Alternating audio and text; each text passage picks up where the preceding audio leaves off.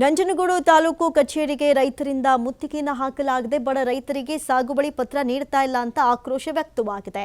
ನಿದ್ರಿಸುವ ಮೂಲಕ ವಿನೂತನವಾಗಿ ಪ್ರತಿಭಟನೆಯನ್ನ ಮಾಡಿದ್ದಾರೆ ರೈತರು. ನಂಜನಗೂಡು ತಾಲೂಕು ಕಚೇರಿಗೆ ರೈತರಿಂದ ಮುತ್ತಿಗೆ ಹಾಕಿರುವಂತದ್ದು. ಬಡ ರೈತರಿಗೆ ಸಾಗುವಳಿ ಪತ್ರವನ್ನ ನೀಡ್ತಾ ಇಲ್ಲ ಅಂತ ಆಕ್ರೋಶವನ್ನ ವ್ಯಕ್ತಪಡಿಸಿದ್ದಾರೆ.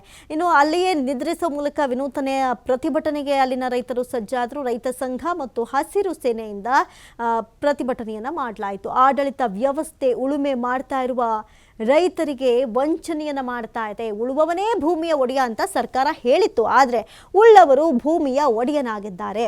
ರೈತರಿಗೆ ಬಗರ್ ಹುಕುಂ ಸಾಗುವಳಿ ಪತ್ರವನ್ನ ನೀಡ್ತಾ ಇಲ್ಲ ಅಂತ ಹೇಳಿ ಹಲವು ವಿಚಾರಗಳ ಕುರಿತು ಅಲ್ಲೇ ನಿದ್ರಿಸಿ ಪ್ರತಿಭಟನೆ ಮಾಡುವಂತಹ ಸ್ಥಳದಲ್ಲೇ ಮಲಗುವ ಮೂಲಕ ವಿನೂತನವಾಗಿ ಪ್ರತಿಭಟನೆಯನ್ನ ನಡೆಸಿ ಎಚ್ಚರಿಕೆಯನ್ನ ಕೊಟ್ಟಿದ್ದಾರೆ. ನಂಜನಗೂಡು ತಾಲೂಕು ಕಚೇರಿಗೆ ರೈತರಿಂದ ಮುತ್ತಿಗೆಯನ್ನ ಹಾಕಲಾಗಿದೆ.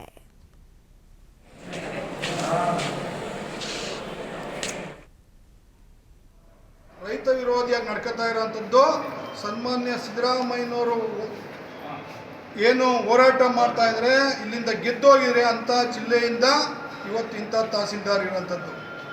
ಈ ತಹಸೀಲ್ದಾರು ನಿಷ್ಪ್ರಯೋಜಕ. ಬೆಳಗ್ಗೆಯಿಂದ ಸಾಯಂಕಾಲ ಕಂಟಿರಂಗಿಲ್ಲ. 5 ಗಂಟೆ ಮೇಲೆ ಬರೋದು, ಒಂದು 4 ಜನ 5 ಜನ ಅಟೆಂಡ್ ಮಾಡ್ಬಿಡೋದು ಹೋಗೋದು. ಸಾಮಾನ್ಯ ಜನರಿಗೆ ಸಿಕ್ಕೇ ಇಲ್ಲ. ಕಳೆದ 3 ವರ್ಷಗಳಿಂದ ಇದೊಂದು ತಹಸೀಲ್ದಾರ್ ಆಫೀಸಾಗಿ ಉಳಿದಿಲ್ಲ. ಇಲ್ಲಿ ಬೆಳಗ್ಗೆ ಸಾಯಂಕಾಲ ಕಂಡು ಎಲ್ಲೋ ಇರೋದು ತಹಸೀಲ್ದಾರು. ಸಾಯಂಕಾಲ 6 ಗಂಟೆ ಮೇಲೆ ಬರೋದು, ಒಂದು 4 ಜನ 5 ಜನ ಮಾತಾಡ್ಸ್ಕೊಳ್ಳೋದು. ಜನರ ಕೈಗೆ, ಸಾಮಾನ್ಯರ ಕೈಗೆ ಸಿಗದಂಥ ಇಂಥ ತಹಸೀಲ್ದಾರ್ ನಮ್ಗೆ ಬೇಕಾಗಿಲ್ಲ. ಈ ತಹಸೀಲ್ದಾರು ಈ ಕೂಡಲೇ ತೊಲಗಬೇಕು. ಅದೇ ನಾನು ಉದಾಹರಣೆ ಕೊಟ್ಟು ಹೇಳಿದೆ. ದುಡ್ಡು ಕೊಟ್ಟಿವಾಗ ಸಾಗುವಳಿ ಪತ್ರಗಳಲ್ಲಿ ಏನಾಯಿತು ಬದಲಾವಣೆಗಳು. ಸರ್ಕಾರಿ ಖರಾಬಿರೋದು ಸರ್ಕಾರಿ ಗೋಮಾಳ ಇತ್ತ, ದುಡ್ಡಿರೋದಾದ್ರೆ ಸರ್ಕಾರಿ ಗೋಮಾಳ ಸರ್ಕಾರಿ ಖರಾಬ್ ಆಯ್ತಾ. ಇದು ನಮ್ಮ ನಂಜನಗೂಡು ತಾಲೂಕಿನಲ್ಲೆಲ್ಲ ಈ ರಾಜ್ಯದಲ್ಲಿ ನಡೀತಾ ಇದೆ.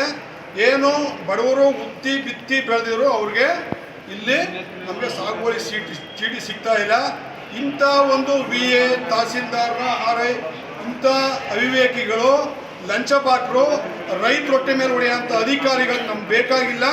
ಈ ಊರಿನಿಂದ ತೊಲಗಲಿ ಅಂತೇಳಿ ಪ್ರತಿಭಟನೆ ಮಾಡ್ತಾರೆ.